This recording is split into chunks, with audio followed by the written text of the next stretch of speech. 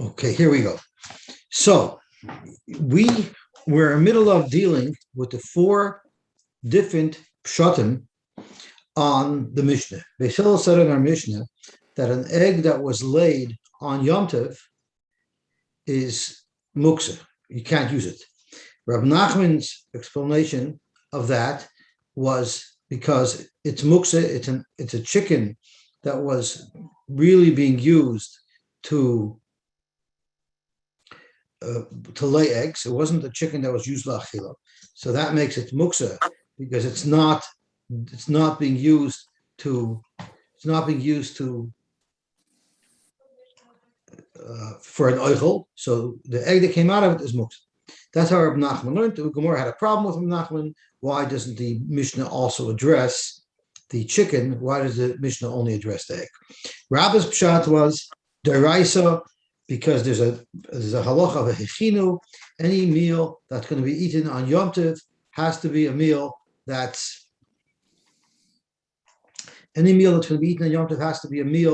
going to be I'm sorry, I'm distracted. Any meal that's going to be eaten on Yom Tov has to be a meal that was prepared b'choil. So therefore, we're talking primarily about a egg that was hatched on a Yom Tov that was Sunday, that was a day after Shabbos. And there'd be a problem of achana because the egg was prepared before Yom Tov, and therefore it's also to use on Yom Tov. And once we answer that, we answer any Yom Tov, even if it wasn't after Shabbos, and any Shabbos, even if it wasn't after Yom Tov, gzeira atu, an egg that was laid on Shabbos after Yom Tov or on Yom Tov after Shabbos. Then we had two shitas that was only a derabanan de gzeira. There was the shita of Rabbi Yosef, who learned the gzeira is atu perish and noshru. We know that if you find pears that fell off a tree, you're not allowed to use them on Shabbos as a gzeira to prevent people from doing that. It also answered eggs. And Rabbi Yitzchak said it was gzeira because of mashkin, zov, the juice that came out of fruit on Shabbos. Even if you didn't squeeze it, you're not allowed to use it. So the Gemara had a kasha. The Gemara quoted a brisa on Amud Beis, and the brisa was echad beitzah shenolda b'Shabbos, ve'echad beitzah shenolda b'Yom Tov. Ein talt naisa lo lechasis b'asakli v'lo b'kar amita al v'chayfa l'asakli b'shvil shalati shomer. So the Mishnah is telling you that Be'esh and Olda b'Shabbos or Be'esh and Olda b'Yom Tov is Aser. It doesn't say the reason why, but it says that it's Aser, which is similar to our Mishnah. But then the Mishnah says another statement, Usveika Asura. If it's a suffix whether or not it was Neidel on Yom Tov, then it's going to be Aser. So the Gemara asked, if we look at the four different reasons, we need to understand why is the suffix Aser. If the primary reason is that Isser D'Oraisa, or it's an Isser Chomer like a Deraisa. So Rabbi's Isser of Achana is an Isser Deraisa. Rab Nachman's Isser of Muksa is also a Isser Derabban that's Chomer that's like a Deraisa. Therefore, it makes sense that if it's a suffix, if you're not sure, was this egg laid on Yom Tov or not, we will answer it because it's a suffix Deraisa L'chum. But according to Rabbi Yosef and according to Rabbi Yitzchak, that it's just Exer Derabbanan, we know the halacha is suffix derabanan is lakula. So why in the world is this suffix asur? So the Gemara said that maybe when it says sveik asur in the brisa, even though up until this point it's talking about an egg that was laid on Yom Tov, maybe this sveik is talking about a completely different case that has nothing whatsoever to do with Shabbos and Yom Tov.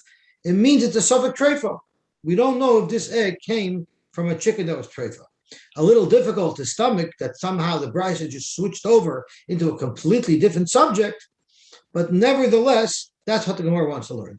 Treifa is an Isser Deraisa, and it makes sense on a suffix treifa to say suffix Deraisa.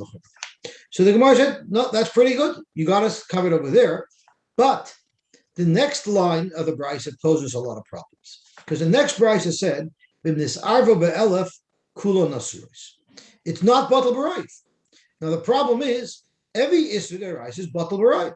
So why, if you had an egg that was treifa that got mixed in with other eggs, it would be batal b'rayv. Why in the world does the brisa say that if this egg got mixed in with others, it won't be batal b'rayv? Zok to Gemara, according to Rabbah, who learns that the reason why the egg is problematic is because of achana, the reason why you can explain why it's not batal b'roiv is because there's a concept of davar sheyesh le'matir. Any isser that eventually is going to become mutter, that's not batal b'roiv. So if you have an egg that's also to eat on Shabbos because of the problem of achana, well, if you wait till after Shabbos or if you wait till after Yom Tov, you can eat that egg. So therefore, if that egg got mixed in with other eggs, it will still be usher. You wouldn't be able to use the whole mixture because you can just wait till the day after Yom Tov. You could just wait till the day after Shabbos, and that's when you can use the egg. But if you learn that the problem with the egg that we're discussing here is that the egg is a treifa will never become mutter. So that is batal b'roiv. So why is it not batal b'roiv?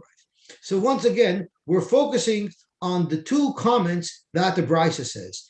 A is sveka asura, and B is it's not batal even if it was mixed in with others. What type of isser would be consistent with these two halachas? If you learned, like Rabbah, that the isser was a Shabbos or a Yom Tov dika isser of achana, but it's a deraisa dika isser, so then sveka asura is also because of safek deraisa. And it's Aver Be'elef, they're all usher, and it's not batal because it's a dover sheyesh le'matirin, and the dover sheyesh le'matirin is not batal. But if we're talking about a treifa, which is how the Gemara wants to explain, according to Rabbi Yitzchak and Rabbi Yosef, and that's why Sveika Asura, because it's a Safek Deraisa, because it's a treifa, well, why, if it got mixed in with others, does the Brisa say it's usher? A treifa is not a dover sheyesh le'matirin, and if it was mixed in with others, it should be batal. So we're stuck again, according to Rabbi Yitzchak and Rabbi Yosef, what is the Brisa talking about? Yossi, just as an aside, I never heard of an egg being coming from a chicken that's treifa, that it's usser. Who checks chickens for treifa before you eat the eggs? So you think on the chicken farm, does anybody actually check those chickens? Nobody checks. No. I guess you could be samich on the right. On a cow, they check the lungs and there's certain, but on chickens, who ever heard of such a thing? We probably are samich on the right. Probably. I never even heard of this halacha, that there's such a thing as an egg that could be usher because it came from a treifa.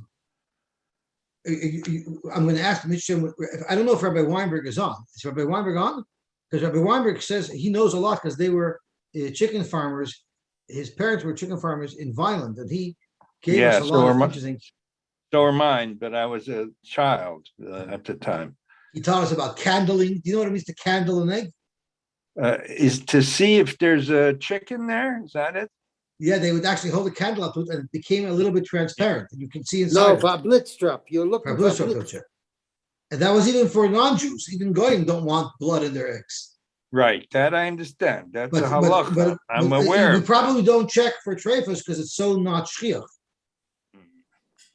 But if it was a real suffix, let's say a whole bunch of eggs were laid and one chicken was found out to be a treifa, and now we don't know if this egg came from that chicken, maybe there'd be a problem.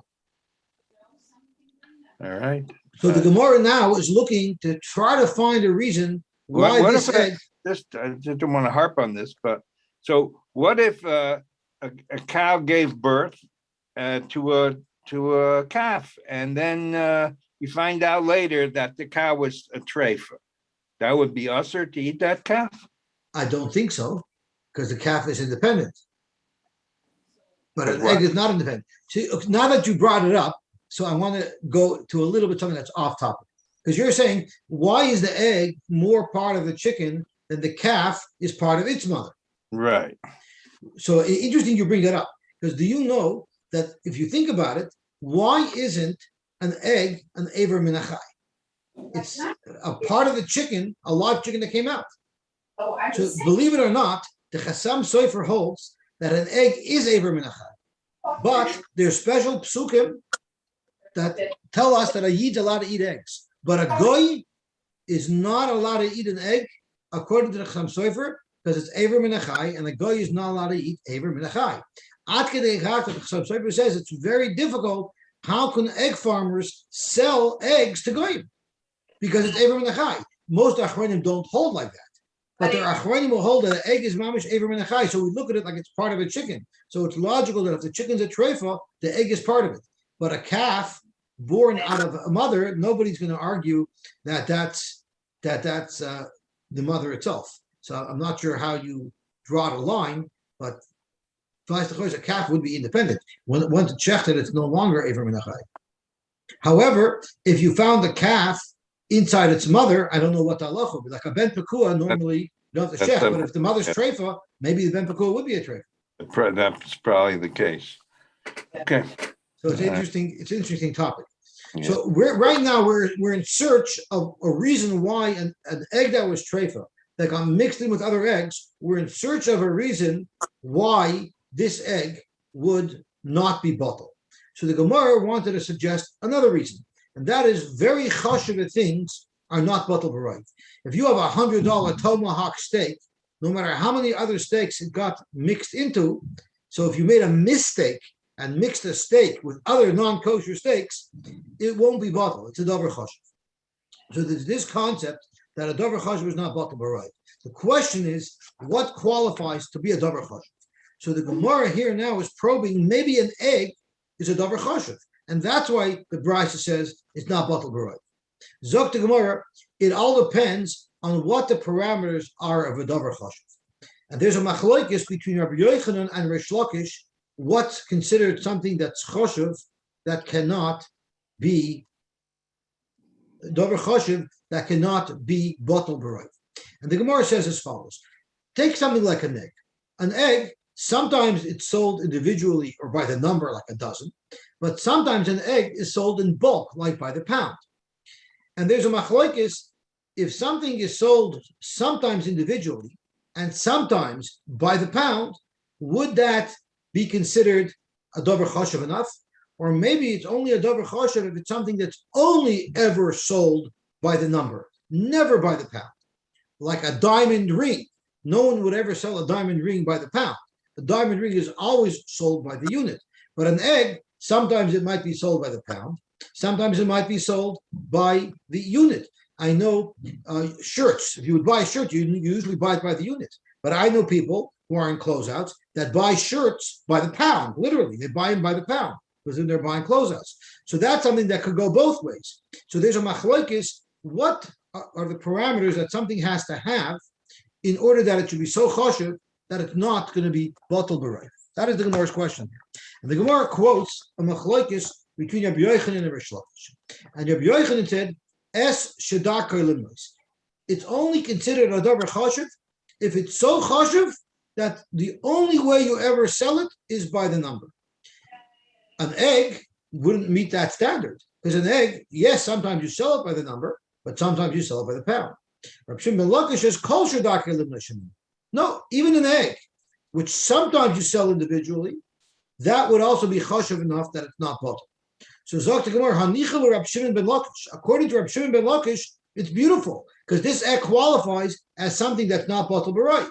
And therefore, if we're learning about an egg that's a sofa treifa, if this egg are mixed in with others, it makes sense that the Brisa would say it's not bottled because an egg is chashuv. Sometimes it's sold by the unit.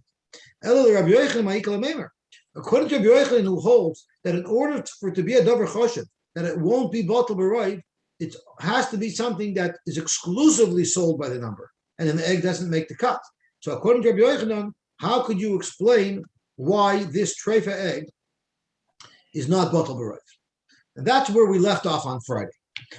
But I want to go back and discuss an extremely important halacha that has some fascinating nafkaminas. We learned the halacha that a davar sheyesh l'matirin is not bottled. So in our case, the discussion was an egg that was laid on Yom Tov. If we're not sure if it was laid on Yom Tov, or if it was mixed in with other eggs, instead of saying that it's bottled b'rayv, we say it's not bottled b'rayv. You have to wait till tomorrow. Why is that? So Rashi actually tells us why. A very fascinating answer. So let me look at Rashi. It says afilu be'elef lo bottled. It's just parallel to the top, the decoration on top of the Gilyon Hashas. So Rashi says a davar sheyesh l'matirin is not bottled. Why? Fragt Rashi, "V'afagav de midiraisa chad b'trei bottle d'chsiv acharei rab lahatos." Even though midiraisa one is bottle and two, achmur rabbanon. So right away Rashi gives us a clue that the davar sheyesh material is not bottle is not a deraisa. It's a derabbanon that it's not bottle. And why were the rabbanon machmer? Hoyel v'yesh material lachazman. Since you could eat it tomorrow, lo yachlenu be'iser ayde bittel. Why should you eat it be'iser if you can eat it beheter? So Rashi is telling us a lot of interesting chidushim. Chidush number one. What do you mean lo yachlenu be'iser? If it's bottle, it's not iser. So there's actually a shaila on bittel b'roiv. When something is bottle b'roiv, what do you say? Do we say halachically we look at it like there's no iser here at all? And if that's the case, why is Rashi saying lo yachlenu be'iser? Halachically there is no iser. It's bottle. But there's another tzad who says bittul b'roiv doesn't mean the issue's not here. It's still there physically. But halachically, we allow you to eat the mixture even though we know there's issue there. So if that's pshat in bittul b'roiv, that means it's an allowance to eat this isser because it's in a mixture, but not that there's no isser there. So based on that svara, Rashi makes perfect sense. Lo yechlanu be'isser al yidei bittul. Don't rely on the heter of bittul to eat something that's usher. Wait until tomorrow. That's how Rashi explains why a dover sheyesh matirin is going to be usher. But the Ran in the Durham has a different shot. And the Ran says something fascinating. The halacha is min b'minay loy bottle. If you mix two things that are equal together, there's no bittul. And we learned this in Maseches Yuma. In Maseches Yuma, we learned that after they did the matanos of dam inside the Kodesh HaKodeshim and on the paroiches with the blood of the par and the blood of the seir, they mixed the blood of the par and the seir together. And then they did matanos on the Mizbeach HaPnimi while the blood was mixed together. Well, the problem is there's a lot more blood from the par than there is from the seir. So why isn't the blood of the seir bottle b'roiv? And if it is, then technically you're not spritzing the blood of the seir. You're only spritzing the blood of the par. So the Baal Torah tells us that it's a kosher rika. From there we learn that min b'minoi is not bottle. Zok the Ran, what is the svara of min b'minoi not bottle? The Ran says something very beautiful. What does bittul mean? When you have two different items that are clashing, the dominant one overpowers and neutralizes the weaker one. But if both of the items are identical, nothing's squashing anything else. To the contrary, it strengthens it. There's more of the same. So that is the svara of min b'minoi lo bottle. You don't have a dominant thing squashing the less dominant thing because they're both the same. So they actually enhance each other. That's how the Ran learns why min b'minoi is not bottle. Zok the Ran, when you have Isser and Heter mixed together, even though they're both the same min with their physical properties, the Balta Isser is different in its halachic properties. We also say Botel Beroiv. And therefore, if you have the same min, but one's Isser and one's Heter, the Heter will be Mevatel the Isser, because again, it overpowers the Isser. Now, Zok the Ran, but if it's a Dover Sheyesh Matirin, that means the Isser isn't really so usher, because it's going to become mutter. Now it's not different enough from the heter. So the reason why Dover Sheyesh Matirin is not Botel Zok the Ran is because it's just like min b'minoi. It's heter with heter. Heter with heter won't be bot. So that's how the Ran learns. So, okay, very interesting. What's the nafkamina? The nafkamina is beautiful. There's three very important nafkaminas. Let's say I have this egg that was noiled on Yom Tov and it was mixed in with other eggs. And I can wait till tomorrow and it'll be mutter. But what if the egg is going to be spoiled tomorrow? It's not going to last. It's going to rot. So Rashi said, the reason why you cannot eat this egg in the mixture is because why should I eat it today, B'Isser, if I can wait till tomorrow and eat it bad? Well, this egg, if I wait till tomorrow, I will not be able to eat it. It's going to be rotten.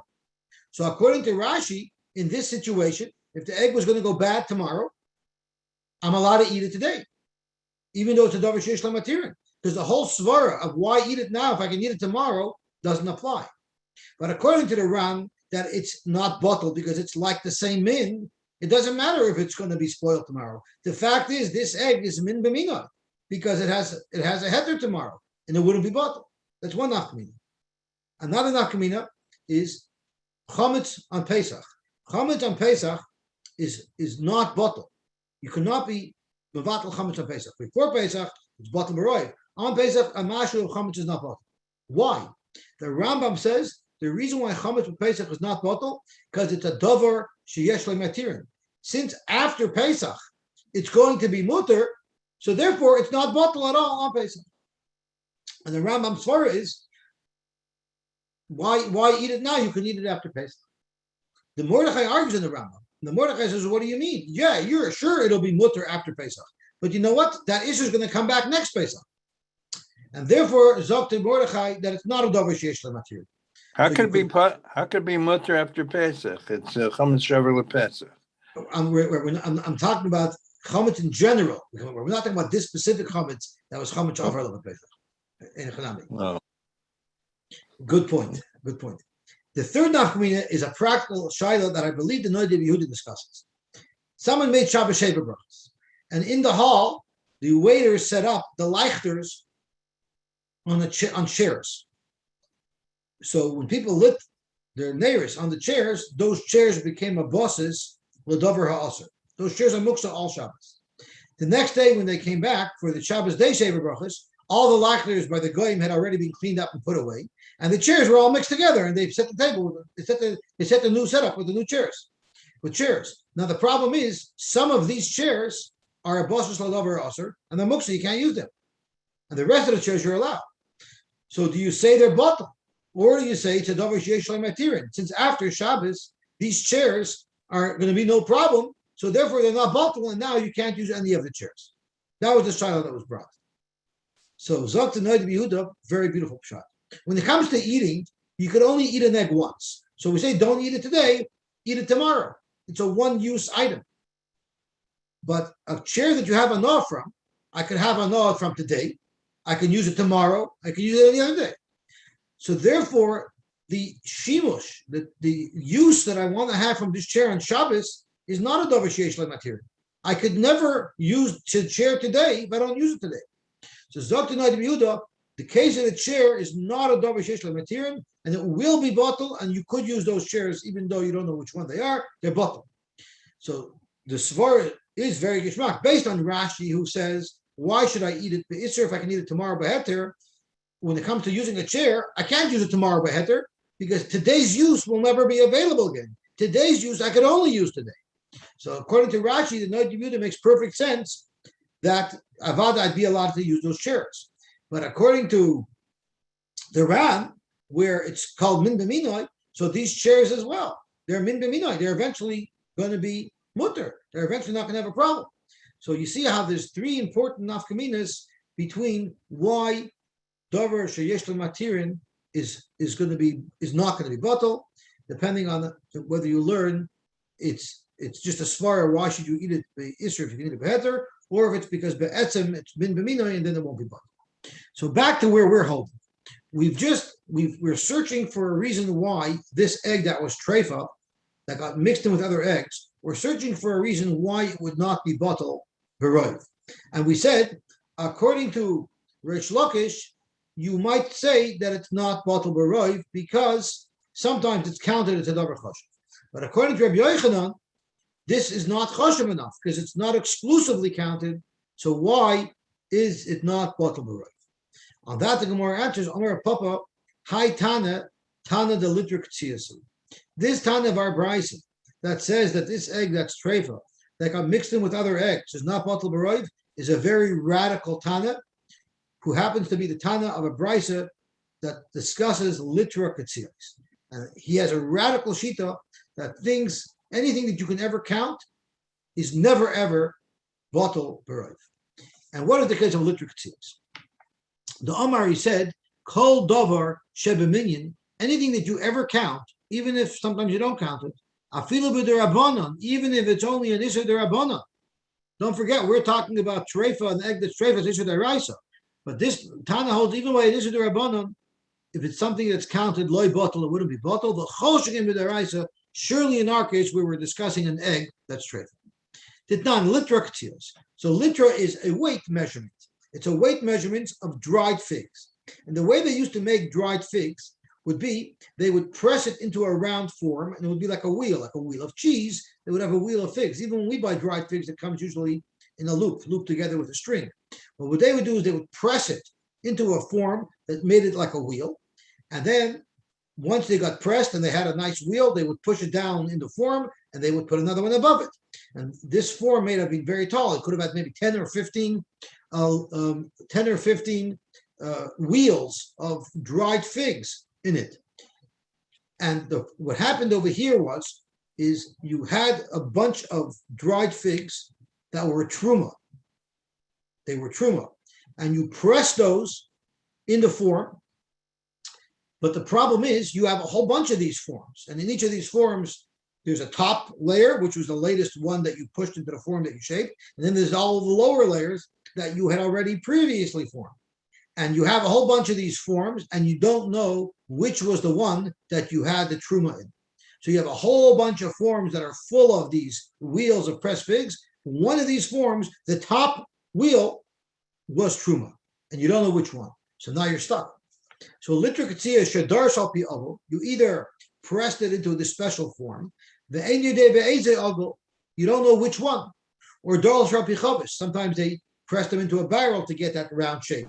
But the same thing, they pressed one, they pushed it down, pressed another one, pushed it down, and at the end of the day, you had one on top that was truma, all the ones below it were not truma, and then you don't know which of these barrels has the top layer that's truma.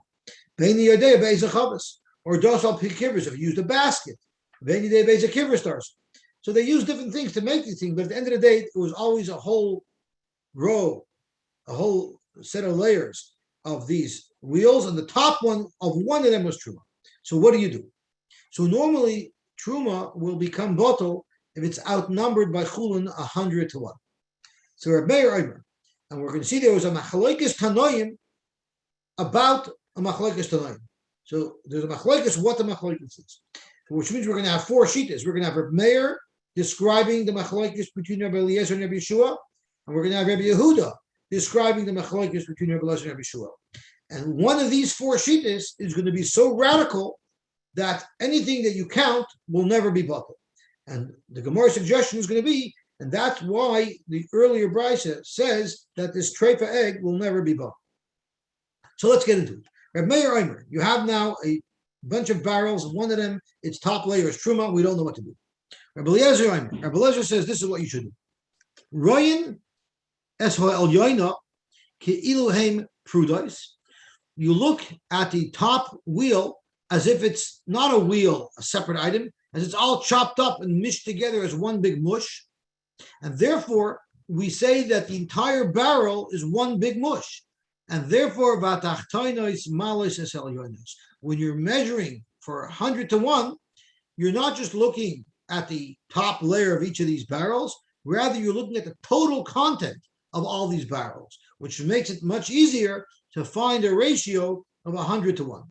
Now, the question is, that's outlandish. We know without a doubt that this truma is nowhere at the bottom, it's only at the top. So how could you have such a kula to use the entire barrel as a mixture? So to answer that, Rashi says something simple. Truma is peiros d'Rabbanan. The whole chiyuv of truma is only d'Rabbanan anyway. So the whole truma is very equivalent. So therefore, makilim b'halasam, the Rabbanan are the ones who said the halal does it in truma, and the Rabbanan said, I'm going to be mekel. I'm going to be mekel, and therefore, even though normally this would never be batal, we're going to say it's going to be batal. Rabbi Yeshua Omer, no, you can't do that. That's too much. Rather, if there's 100 barrels, so you have 100 top layers, then yalu, then this one top layer will be batal in the other 100 top layers. You can't include the rest of the barrel because clearly that's not part of the suffix. Vimlav, if you don't have at least 100 barrels with the top layer of chulin to be mevatel the one barrel whose top layer is truma, then apumun asurin, the tops of all the barrels are going to be asur, Vashulayim mutarim, but all of the content below the top layer, which we know for sure are not truma, they will all be mutar. That's not relevant. That's not what we're looking for. But Rabbi Yehuda Omer, Rabbi Eliezer Omer, Rabbi Eliezer, who's more kuladik, holds like the Chomer de Kashita, Rabbi Yeshua, in Rabbi Meir's version. And he says, just like Rabbi Meir quoted Rabbi Yeshua saying, but Rabbi Yehuda's understanding of Rabbi Yeshua is so much more severe. And Rabbi Yeshua says, even if you have 300 that you know for sure are chulin, to be mevatel, the one lost one of truma, loy yalu, you could not be mevatel.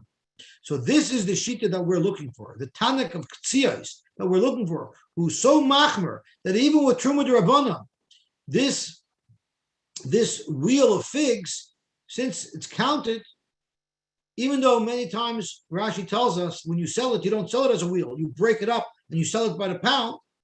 Nevertheless, this will never be bought. So this radical shita that it's never bottled is the Tana of the earlier brisa that says that if you have a treifa egg that got mixed in with other eggs, it won't be bottled because it's this radical shita who holds that anything that you could even count a little bit, you will never ever be bottled. Now that brisa goes on, so now that we got involved in this brisa with the figs in the barrel, the Gemara quotes the rest of the brisa. The last part of the brisa is as follows: Darsha be'igel. What if you pressed these figs into the form? The eagle darsa, and you don't know which form you pressed it into. Divra kol yalu. Everybody else is bottled, which makes no sense because this is the same case that we just quoted the four-way machlokes about. Frank Gemara, divra kol hainu pluktayu. Isn't this the exact case that we had a machlokes between Rabbi Meir and Rabbi Yehuda, how to understand the machlokes between Rabbi Eliezer and Rabbi Yeshua, and now you're just writing the whole thing off and saying yalu? Amar papa hachikamer. That's not what the last case means. The last case is a little bit different. It's not that the entire wheel of figs that you had on the top layer was truma. Only part of it was truma.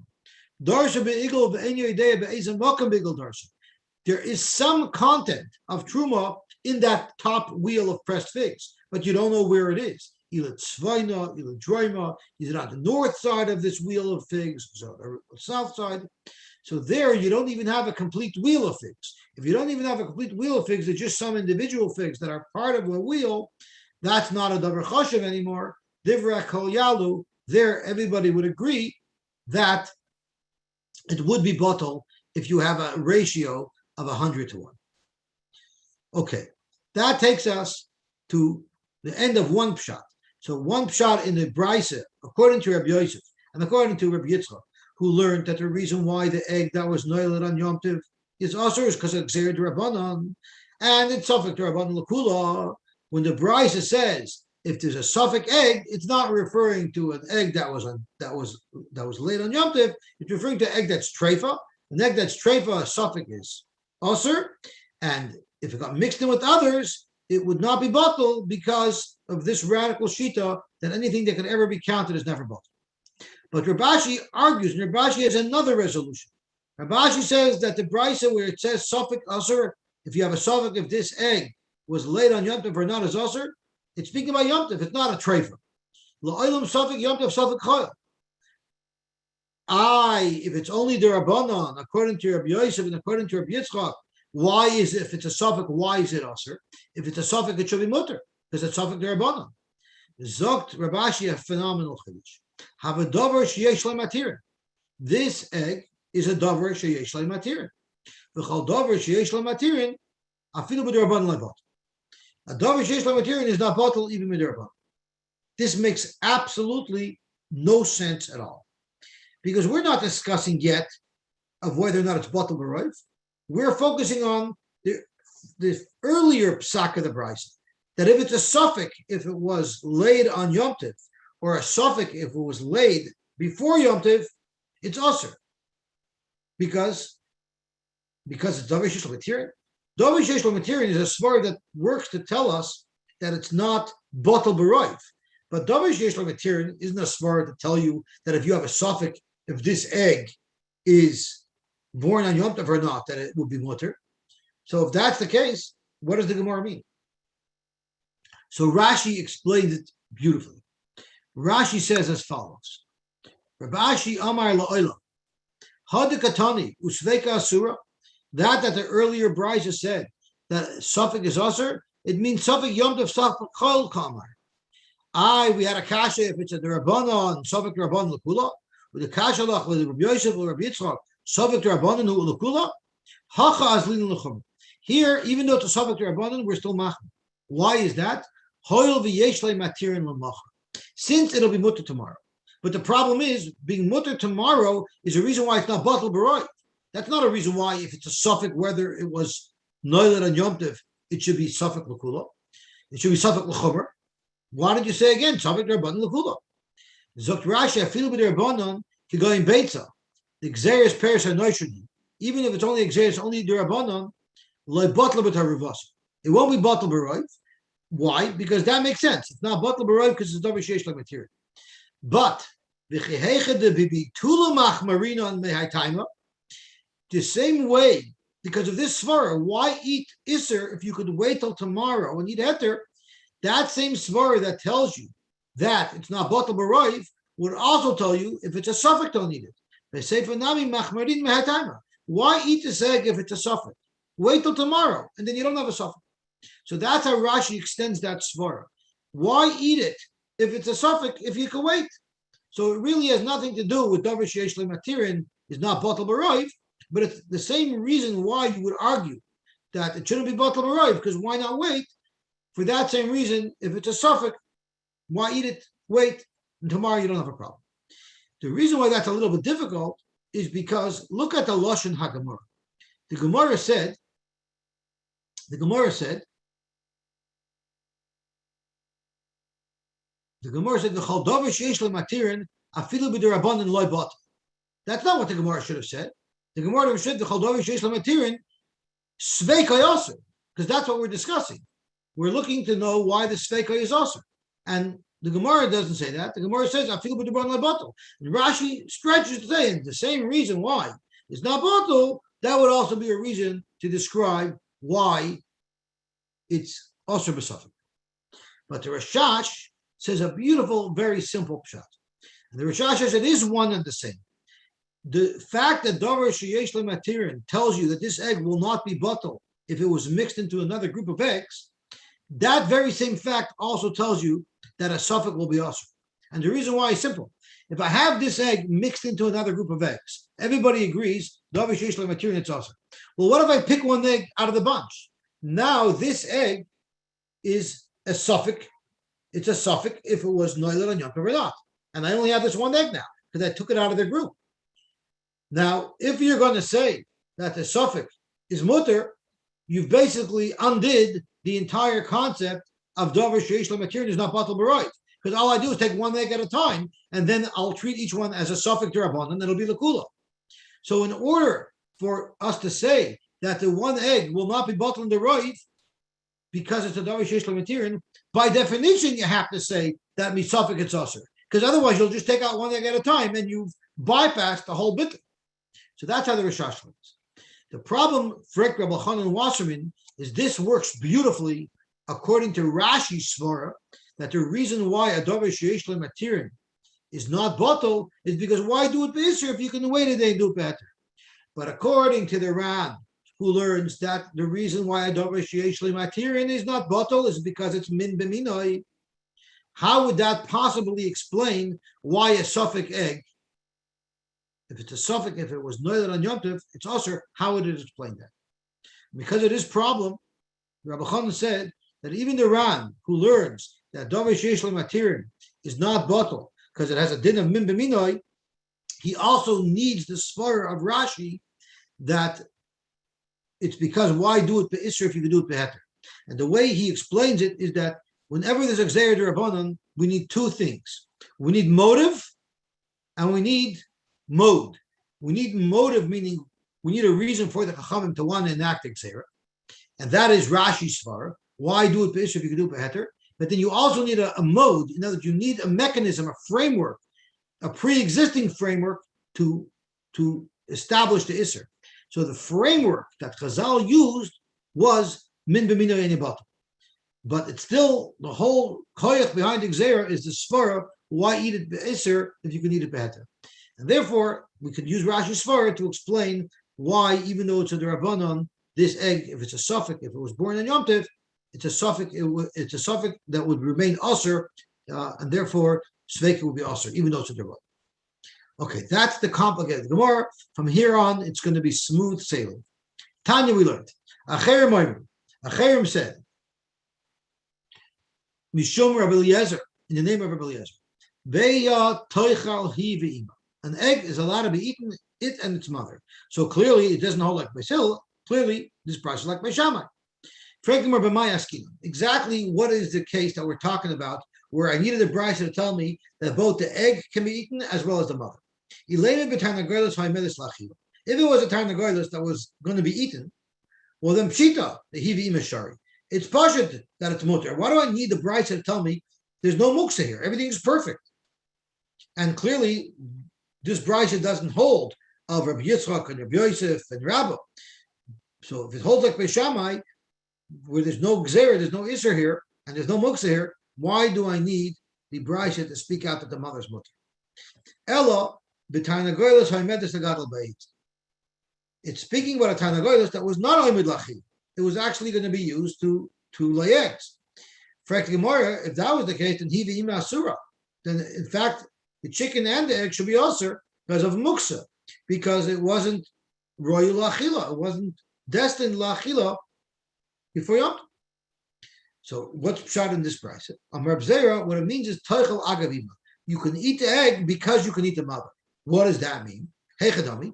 Amar Abaye, kegoyin shalok chostam. Someone bought on Erev Yom Tov, he bought a chicken and didn't say what he plans to use the chicken for.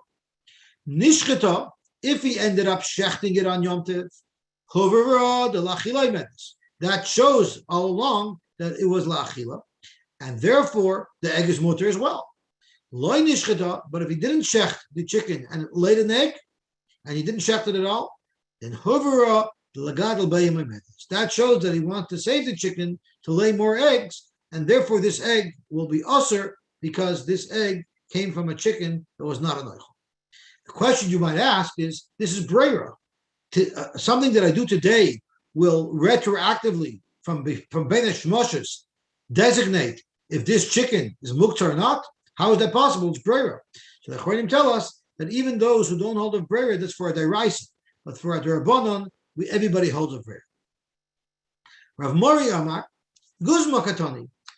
Your whole question was, if we're talking about a mother and an egg that was always destined lachila, why do I need a brisa to tell me that the mother is mutter? If the egg is mutter, for sure the mother is mutter. Zok Mari, Guzma Katani. Sometimes the Mishnah gives you more information. Sometimes the Tana will give you more information than necessary. In fact, there was no reason to tell us anything about the mother. It's pashut that the mother is not muktzah, but the Tana throws in extra sometimes. And I'll show you a precedent. I'll show you another place where the Tana was a little bit too talkative. The Tanya Acher Ma'imim Mishum Rabbi Eliezer. Beya toichel hi ve'ima. An egg that was laid on Yom Tov, it can be eaten. Its mother can be eaten. Ve'afroyach ukli pasel. And a little chicklet and the eggshell. When the brisa tells us that you can eat the eggshell, the klipa, what does that mean? Ilay klipa mamish, does it mean that the Mishnah is actually telling me that you're allowed to eat an eggshell? Klipa basachili? An eggshell is not something that people eat. So why would the Tana be addressing if you're allowed to eat an eggshell? Ella, how are you going to have to explain what the Tana meant when he said ve'afroyach ukli pasay? You're going to have to say ve'afroyach bikli pasay. It means if you found an egg, if the chicken laid an egg, and you busted the egg open, and you found a chicklet in there, that you're allowed to eat it. Correct Gemara, but you're not allowed to eat it. If you have an egg that you crack open and you find a chicken in it, a little chicklet in it, you're absolutely not allowed to eat it. That's only if the chicken already hatched. If the chicken already hatched, but never opened its eyes yet, there's a machlokes between Rabbi Eliezer ben Yaakov and the Rabbanan that we're going to learn in a couple of blot.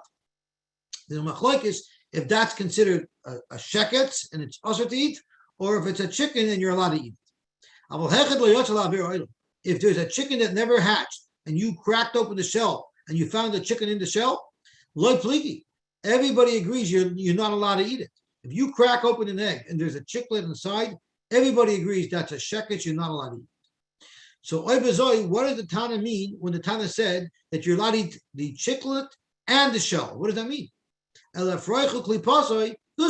You have to say, of course, the shell is not relevant, but the Tana is being a little bit talkative. And it's saying you're allowed to eat everything, the whole business. You can eat the egg, you can eat the shell, you can eat everything. Even though the shell is not really relevant, but the Tana sometimes speaks a little bit. Hachanami, so too in our brisa, when it says hivi ima guzma, you can say that the real chiddush is that the egg is not muksa and the egg can be eaten, and the ima is a guzma. The Tana sometimes speaks. That's how the Tanoim speaks sometimes. We always learn that the Tanoim are so precise that they don't say an extra word, and you can be medayik, but you also see that Tanoim sometimes do speak a lot. Zok the Gemara. Now we're going to have a series of very important shilas. Shabbos that comes right after Yom Tov. Yom Tov comes right after Shabbos. The Gemara is going to discuss 2 days of Yom Tov that we have, and the Gemara is going to discuss the 2 days of Rosh Hashanah. These three shilas. Idmar, Shabbos to Yom Tov. What if Shabbos comes and then the next day is Yom Tov, and the egg was laid on Shabbos? Rabbi Yudah Nol de Bezeh Asur Bezeh. If the egg was laid on Shabbos, then Yom Tov, which would be Sunday, would also still be usher to use that egg. Rabbi Yochanan Noel de Bezeh Muteres Bezeh. If Yom Tov was on Sunday and the egg was laid on Shabbos, come Sunday, come Yom Tov, you're allowed to eat the egg. Zok the Gemara, let's argue, and let's say this is the machlokes. Nema kasova Rav Kedusha Achas. Let's say Rav learns that whenever you have a Yom Tov right after a Shabbos, we don't look at it like it's 2 separate days. We look at it like it's one long day of Shabbos, one long day of Yom Tov. And that would explain why, if it was laid on Shabbos, the next day, Sunday, it would still be us. For the Gemara, you cannot learn like that, because we know for a fact that the Rav learns that if there's a Shabbos followed by Yom Tov, each day is independent. Because V'amar Rav, halacha karbos kenim v'aralibud Rabbi Eliezer. Namashtei kadosh, I say. The halacha is like the 4 zakanim, according to Rabbi Eliezer, who hold that Shabbos and Yom Tov are 2 separate days, and it's negayed to making an erev to go in one direction one day, and in the other direction a different day. You can have 2 separate erevin, one for one day and one for the next day. There's no problem because they're 2 separate days. So if they're 2 separate days, how could we explain Rav Shita that if an egg was laid on Shabbos, it's still going to be usher on Sunday the next day if it's Yom Tov? Ella, the reason why Rav says it's usher is ba'achana the Rava committed. The whole shaila here is achana the Rabba. Rabba said that anything that you eat on Shabbos or Yom Tov had to have been prepared choil before. So you can't eat something on Yom Tov that was prepared on Shabbos the day before, and you can't eat anything on Shabbos that was prepared on Yom Tov the day before. So Rav is le'achana the Rabba. Rav holds of achana the Rabba, and since the egg hatched on the Shabbos, it's going to be usher on Sunday, and vice versa. Rabbi Yochanan less lay hachana the Rabba, and Rabbi Yochanan doesn't know this problem. So therefore, Rabbi Yochanan said it's usher on the day that it was laid, but the next day it will not be usher anymore. Let's say that this machlokes as to whether or not if you had Shabbos right after Yom Tov or Yom Tov right after Shabbos, there's a machlokes if the egg was laid on the first day. If it's mutter the next day, let's say there's a machlokes tonight about it, because it says exactly that. Noel de b'Shabbos, teichel b'Yom Tov, b'Yom Tov teichel b'Shabbos. Rabbi Yudah Mishur Lezer adayni machlokes. No, it's the same halacha of the first day would be the second day. Shebeshabbos teichel, if it's shalom teichel. The same way it still holds that a beis and old on Yom Tov, you're not allowed to eat. If the next day is Shabbos, you're still not allowed to eat it. Or if it was laid on Shabbos, you're not allowed to eat. If the next day is Yom Tov, you're still not allowed to eat it.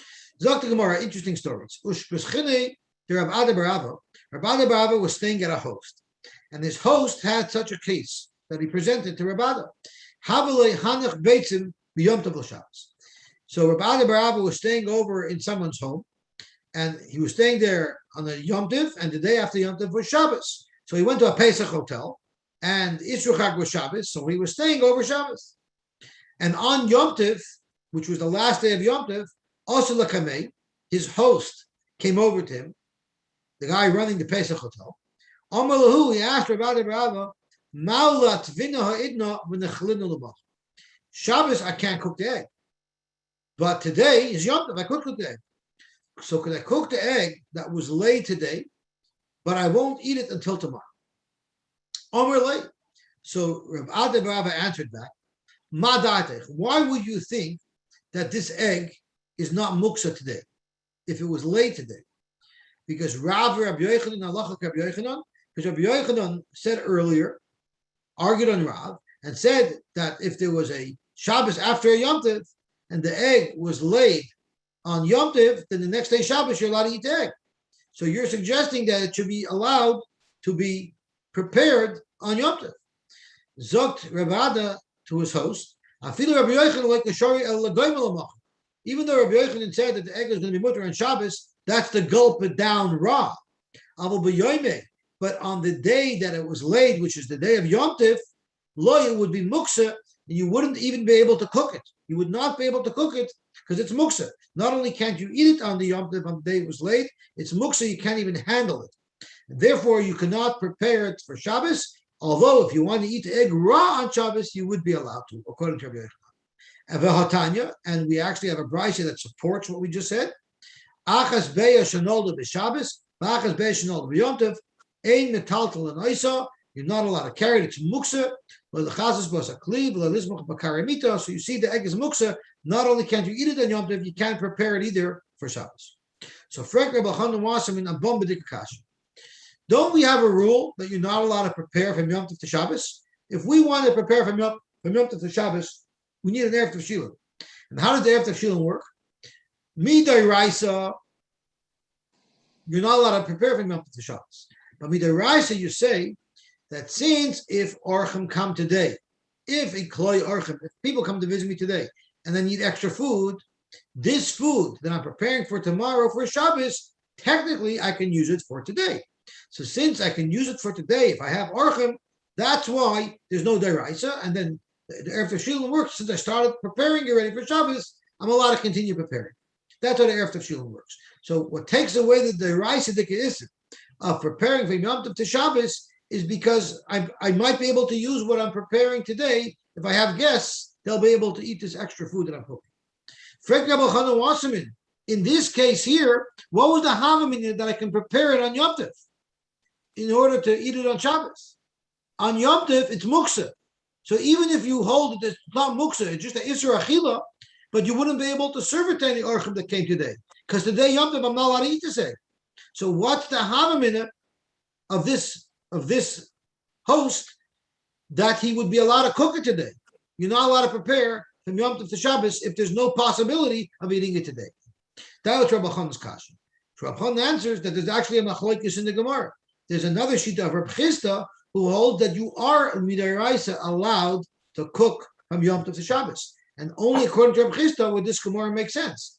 Because if you have to come on to Dilmli Kloi Archim, you wouldn't have that over here, because no one's allowed to eat this egg today on Yom Tov, the first day. Now, another story. This is a very fascinating story. Did anybody ever see a Rav who was tipsy after Kiddush? Like our Rav doesn't drink so much, but did anybody ever daven in the shul where the Rav was a little bit tipsy after Kiddush? Anyone ever see anything like that? No? Okay, so you're going to be introduced to one right now. Rav Papa was once staying in a Pesach hotel, and his host had the following question. But Amri Lo, Hahu Gabra Dashal Kamedi Rav Papa. Or could be Rav Papa wasn't staying at the hotel, but someone came to ask him a shayla. And this was the shayla that he asked. It turned out that the first day of Yom Tov was Sunday, and on Shabbos, the chicken laid an egg. And he wanted to know, also and he wanted to ask Rav Papa the following question. Can I eat these eggs tomorrow? They were laid today on Shabbos. Can I eat them tomorrow? And this is the question that he asked Rav Papa after Kiddush on Shabbos. Rav Papa told him, Zil ha'idna, leave now this Solomachar and come back and ask me this question tomorrow. You know why? The Rav loy muki amoira iluya miyay metavel chavre. Rav would never say a drosha in shul after the meal, because Rav always discussed divrei halacha in his droshes, and once he had a meal, he's tipsy.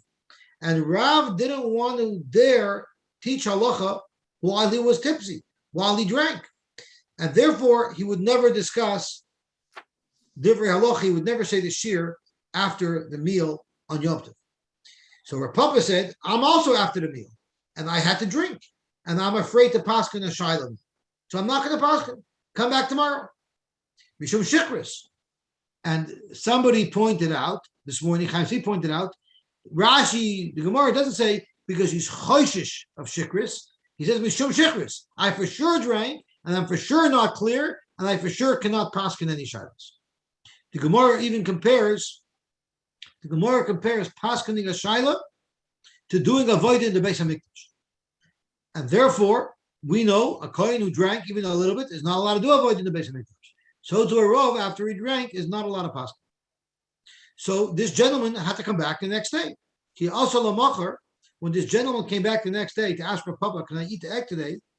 Amalei, Rav Papa told him, boy, am I happy that I didn't answer you yesterday. He says, oops, I'll turn too many pages. Let me turn back. He said, Ekoi hashta.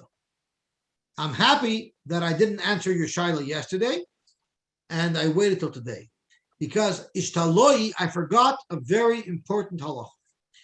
V'amrilach, what I would have said, ishtaloi, I would have made a mistake yesterday, and I would have told you the following.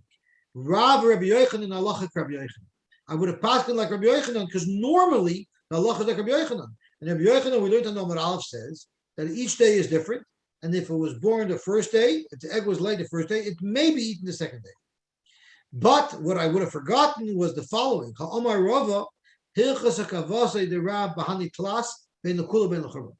The following three halachas, we pass like Rav, sai when he's machmir and sai when he's makel. So we have a triumvirate, we have a trio of halachas. The first of the trio is the halacha we just learned now. If you have a Shabbos after a Yom Tov, or Yom Tov after a Shabbos, are you allowed to use the egg on the second day? Rabbi Yochanan said you're allowed to use it, and Rav said you're not allowed to use it. So this is the first of the three that Rav said, the halacha is like Rav bein l'chumer bein l'kula. In this case, Rav is machmer. He says you're not allowed to use the egg. So Zokher Papa, I'm happy I didn't pass yesterday because I would have passed it wrong, but today I'm telling you, you may not use the egg today. Amar B'Yochanan. Eitzim shanoshru min hadekel b'Shabbos. Wood that fell off a tree by itself on Shabbos. Chas v'sholom, nobody would cut a tree on Shabbos, but it fell by itself. And then Sunday was Yom Tov. So am I allowed to use this wood on Yom Tov? So remember, Rabbi Yochanan said if the egg was laid on Shabbos, the next day Yom Tov, you would be allowed to eat that egg. But if wood fell off a tree on Shabbos, Osur la'asik can be Yom Tov. You're not allowed to use that wood on Yom Tov. So you might ask me, why is it any worse than the egg? I allow you to use the egg the next day. Why don't I allow you to use the wood the next day? Don't ask me from Beya why over there it's mutter and this is awesome. You know why? My time in Beya, the reason why I allow you to eat the egg on the next day on Yom Tov, because technically a person could have eaten that egg on Shabbos. Yet everybody sees that we're not allowing you to eat the egg on Shabbos. An egg is allowed to be eaten on Shabbos, yet we're not letting you eat the egg on Shabbos, and you're saving it for tomorrow. So therefore, made the idea the basyoyim asura. Everybody will know that on the first day that the egg is laid, it's asur. It's only mutter on the next day. But eitzim, if we allow you to use the eitzim the next day, eitzim d'lechazol yumayim, nobody's going to have a hamamina that you're allowed to light a wood on fire on Shabbos. So therefore, ishari lahula machar, if I allow you to use this wood on Sunday, on Yom Tov, asila meimar, people are going to say, v'yaymayu nami sharu. People are going to say that if the wood fell off the tree on Yom Tov, I can use it the same day. I didn't use the wood yesterday, so shouldn't that show me that I can't use the wood on the first day that it fell? No. The esma mishum Shabbos udulechazal asaka. The reason why the Rabbanan didn't let us use the wood the first day is because the first day is Shabbos. Everybody knows you're not allowed to burn wood on Shabbos. But who said that if the wood fell down on Yom Tov, I wouldn't be able to use it the same day? It wouldn't be obvious. Therefore, Rabbi Yochanan said, wood we have to be careful with and if it fell off the tree on Shabbos, you can't even use it the next day, which is Yom Tov. Again, we pass like Rav L'chumra that anyway both days it's also. Amar Rav Masna. Rav Masna had a different case. A person had why do we pass like Rav? Because the we pass like Rav. Rav said that we pass on the Rav by these three. But usually we pass like Rav Yochanan. Correct. Because he was in Eretz. Rav said we pass on like. For these three halachas, Rav said we pass on like Rav. So we just covered the first halacha, which is from Shabbos to Yom Tov. Both days are awesome. Amar Rav Masna. Rav Masna said, "Eitzim shanoshu min hadekel l'soichatana b'Yom Tov." Imagine you have an oven that's outside and it's underneath a tree, and wood fell off the tree on Yom Tov and fell into your oven. So the halacha is, I'm not allowed to use wood that same day. It's muksa. But what I could do is, now there's no fire. We don't have an active fire. I just have wood that fell into my oven and was not on fire, but I want to now light it up. So the halacha is marba aleim eitzim uchonim umasika. I'm allowed to add a whole bunch of prepared wood, which would not be muksa, and light it all up together. Frag the Gemara, how could I do that as I'm moving the wood around? When I'm moving the wood around, you're actually moving muksa around. You're not allowed to move muksa around. So right off the bat, you see something very important here. The Gemara doesn't have a problem that you're benefiting from the wood that's muksa. Because the Gemara didn't ask, if you light it up, you're going to be benefiting from the muksa. That's not a problem. So you see clearly that you're allowed to have a hana from muksa. You're not allowed to move it around. That was the Gemara's kasha.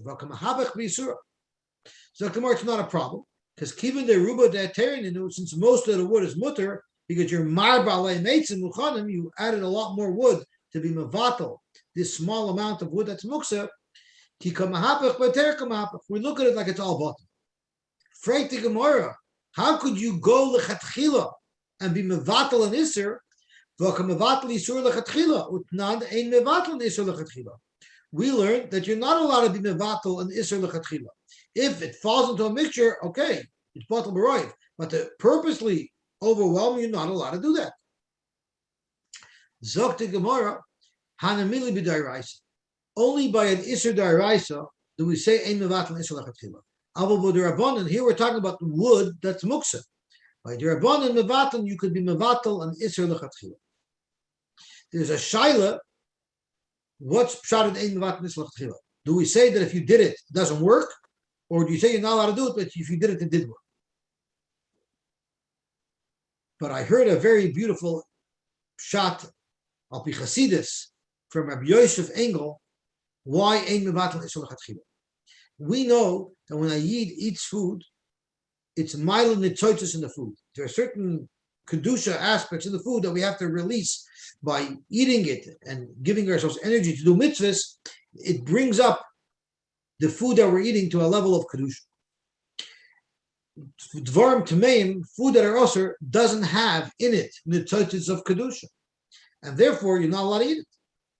However, from time to time it happens that something that's osir will get nitzotis of kedusha. How the Rebbeinu Shalom makes it happen, I don't know.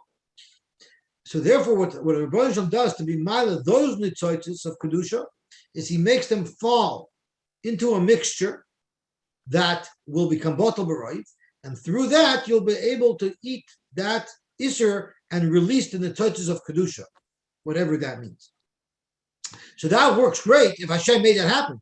But for you on your own to take iser and mix it in, the iser that you're mixing in, that you're being mevatel, that doesn't have any nitzotis of kedusha. So therefore, there's no reason why that should be allowed. That was an interesting al pi Chasidus, an interesting shot, and it answers a different shot. Someone asked me, when you say batal b'roiv, so I have a piece of chazer that's batal b'roiv with other kosher meat. We know that the treif of food is metamtim deleif. So if it's something's batal b'roiv, is that metamtim deleif? Based on this shtickle from Yosef Engel, that when Hashem makes a bittul, it's because it has to release the touch of kedusha.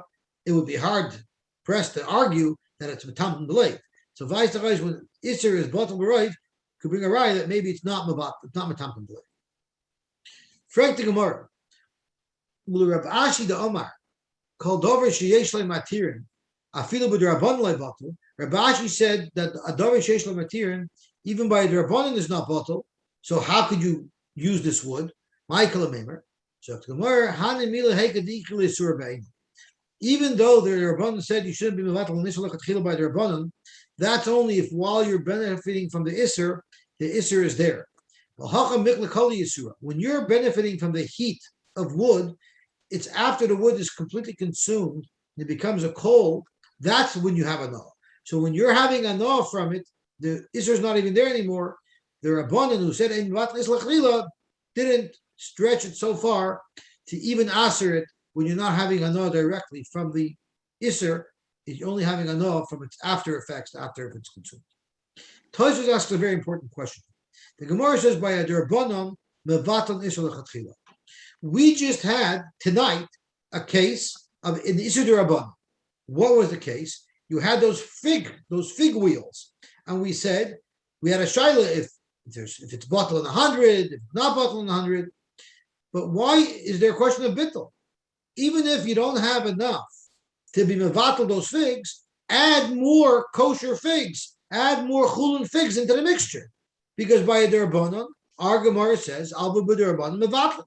So why, by the case of the figs, did the Gemara say, even according to the Shittas, that you could be mevatel it says you need 100. If you don't have 100, it's usher. Why? If you don't have 100, bring more. Be mevatel d'isur lechatchila. It's only a derabbanon. We're talking about truma of Paris, which is only derabbanon. That's the kasha that Tosfos right over here asks. And Tosfos answers that not all derabbanons are created equal. There's a derabbanon that's an extension of a deraisa, and there's a derabbanon that's a completely fabricated issur. The issur of muksa that we're discussing is completely fabricated. The entire concept of muksa does not exist anywhere in the Torah. Chazal made it up. That's the derabbanon where they allow to be mevatel Isur lechatchila. But Truma's Paris, the concept of Truma is very deraisa. Truma is a mitzvah deraisa. They extended an already existing Isur deraisa, they extended it to Paris. There you don't say mevatel Isur lechatchila. That's what Tosfos explained. Let's see the Gemara weiter. So we now have finished. Shabbos is very very deraisa also.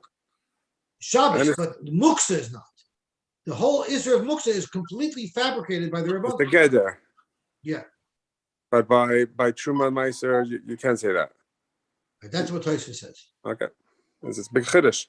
Even though we learned that Muksa is Ke'en Dairaisa, right? The Gemara before said, the Tosfos brought down that we didn't have a kasha on Reb Nachman. When we had the kasha on Reb Yosef and Reb Yitzchak, that Tzavak Rabban L'Kula, we didn't have that kasha on Reb Nachman because Muksa is a severe type of derabbanon that we would say Safek L'Chumra. But Lagabe Mevatel Isur lechatchila, Tosfos says that you would say it's bottle because it's a completely fabricated issur. So Muksa has two perspectives to it. In certain ways it's severe, but in certain ways it's not. So now we finished the first of the three halachas where we pass them like Rav, that if Shabbos comes after Yom Tov, or if Yom Tov comes after Shabbos, and the egg was laid on the first of the 2 days, it's also for both days, which is Rav L'Chomer. Now we have another shaila where we're going to pass like Rav L'Kula. Itmar Shnei Yomim Tovim Shal Galiyos. We have 2 days Yom Tov. If you live in Chutz La'aretz, you have 2 days Yom Tov. So what's the halacha there? Rav Amar Nolda Bazum with Teres B'zeh. If it was laid on the first day Yom Tov, the egg will be mutter on the second day Yom Tov. Rav Asi Amar Nolda B'zeh Asur B'zeh. If the egg was laid on the first day of Yom Tov, it's going to be also on the second day of Yom Tov as well. Zakamora Lema Kasavar Rabasi, Kedusha Achasi. Let's say the Rav Asi learns that when Chazal made the second day Yom Tov, it wasn't just one Al Tzveik and the Yom the other, but they were Mekadesh as one big Yom Tov both days. For the Gemara, you can't say that because Rav Asi Mavdil Miyom Etava L'Chavi. Rav Asi had a minute that the second night of Yom Tov in Kiddush he made Abdullah. Because maybe you need to make Abdullah. Maybe tonight's Motzei Yom Tov. Maybe tonight's the first night of Cholamoid. So clearly you see Rabasi held that the first day and the second day were not one big Yom Tov. There are 2 separate days. So Gemara, maybe Rabasi Suluka Misafkale. Maybe Rabasi was not sure if it's 2 days or 1 day. So he went L'Chumra on both sides. So just in case it was 2 days, he made Abdullah, and just in case it's one long day, he made sure not to eat the egg that was laid on the first day. He didn't even eat it on the second day. Omar Abzeira, Kavasa Derbasi Mustaber. I think. How did he make Bar Merah if he made Abdullah? He probably did it. He probably just made Habirchas Hamamta. And I'm happy you brought that up because Rabbi Elchanan talks about that as well. And he asks, why don't you say Savak Darban Lakula? So he brings a raya from here that the least Rabbi Asi held that the mitzvah of Abdullah was a mitzvah deraisa. Zok to Gemara, Reb Zeger said, I like Rabbi Asi's pshat, that it should be usher. You know why? Because Mistavra do idna yadinim b'kfi deyarcha. Nowadays, we know which day is really the first day of Yom Tov, and the kavdin treyomi, and we still do it. So it must be that when Chazal set it up, they set up to make a long Yom Tov of 2 days, and it wasn't just each one is independent because of the suffix. Because if that was the case, today we wouldn't have a need to have 2 days Yom Tov. Amar Abaye, Kavasa de Rav Shava. I disagree. I hold, in fact, that it is 2 separate days, and one is just a suffix of the other. And therefore, having an egg on the second day of Yom Tov, if it was late on the first day, is no problem. Titnan, the way they used to spread the word that it was Rosh Chodesh was they would light big bonfires on the top of mountains, and you could see that very, very far. And then the next mountain range, when they saw that fire burning, they lit it again, and that notified people even further down the line. And that's how they notified people far and wide, by lighting fires on mountaintops. But Mishakilkulu Akusim, when the Kusim hacked into the secure website of the Beis HaMikdash Sanhedrin that publicized Rosh Chodesh, and they started making phony fires on the wrong nights, confusing everybody, they could no longer rely on a non-protected internet chainmail. So Eskinu Sheyushluchin Yoitzim, they had to use snail mail. They had to send a shliach when they made Rosh Chodesh far and wide to tell people when Rosh Chodesh was. But if that's the case, if the Kusim stopped making trouble, then Avdin and Chajayma, we would go back to having only 1 day of Yom Tov. And however far the Shluchim can reach, again Avdin and Chajayma, even if it's Chutz La'aretz, but if they can reach there, we'd leave it to 1 day Yom Tov. And period. I'm sorry. So since we would make 1 day, if the problem no longer existed, it's a right to Rav that each day is really independent, and therefore, if an egg was laid on the first day of Yom Tov, you're allowed to eat it on the second day of Yom Tov. Frank Gemara, if you're saying it's 2 independent days, it's only a Sveika D'Yoma. So nowadays, the Hashtu the Adina B'Kfiyah D'Yarcha, my time of Dina Trey Yomi. Why today do we have 2 days of Yom Tov? We know what the right day is, so why do we need to have 2 days? Zok Gemara, I'll tell you why. They sent from there, from Yerushalayim, you had a minig until now, until you were able to figure it out. You had a minig to have 2 days, stick it to 2 days, stay with 2 days. Not because the Chacham made a gzer, it's 1 long day. It's taka 2 individual days al tzafik. And even though you don't have a tzafik anymore, you should continue to behave as if you had a tzafik. Why? Because zimnin the gazra malchus gzera. What are you going to do if Chas v'Shalom there's terrible gzeres on Klal Yisrael and we lose the calendar and we forget the calendar? Like imagine during the Holocaust, the whole system got messed up. And then if we already had a minute to only do 1 day after this catastrophe, when we don't know anymore which is the right day, it's going to end up causing huge problems. And that's why today we still keep 2 days of Yom Tov, even though one's only a Sveika D'Yoma. It's because even though now we know, but Chas v'Shalom, a time could come, a bad time in Klal Yisrael, where we taka won't know, and therefore it's important that we keep 2 days. So now we have 3 halachas where Rav has said we pass them like Rav ben L'Chumra ben L'Kula. We covered the Shabbos and Yom Tov where we pass them like Rav L'Chumra, and we covered the 2 days of Yom Tov that we keep in Chutz La'aretz where Rav Paskins L'Kula. The third halacha we mitzvah will learn tomorrow, which is the 2 days of Rosh Hashanah. What status does it have?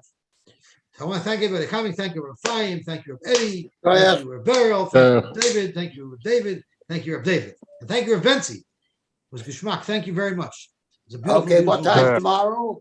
Tomorrow we're going to learn The first year is going to be 640. The Slichas is 740, and the second year will be 915. Okay, thank you. Good talk. Good luck. Thank you. Nice to see Well, you. yeah, see, I'm gonna have to do not Zoom. What's the other one? YouTube tomorrow. Have an unveiling. I have to go to 9:30. Okay, you should be able to go to Simchas. Yeah, but my grandson enjoyed the share. Oh wow! This is the new grandson. Yeah. Can I know? They trust you with him already? Look at You know that. what? It's amazing. They have no problem dropping the kid off.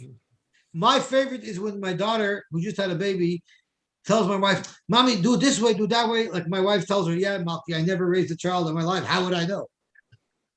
Tomorrow is the pigeon event. Beautiful. Wow. At Rabbi Bartfeld's at 1:00. So if you're around, Okay, thank you. 1:00. In the shul, who's the Kohen? Sephardi, Amar Cohen. He you know Merbon restaurant. He owns that restaurant and the restaurant up north. No, I don't know. Whatever. Somebody who my son-in-law is friendly with. How much is the 5 shkolim today? What do they cost nowadays? You know what? If I ask the question, I'm gonna have to pay for it. So I don't ask the question. And Okay, good call. It's not my problem. Good call. Excellent. Okay. You should be zoichet not only to be by his pidyon ben, you should be zoichet to be by his wedding and by his children's wedding and by his grandchildren's wedding. Amen. Good health, wealth, and happiness. Aksiva, Taiva to everybody. Thank you. Thank you. Get you bench Amen. there. Bench there.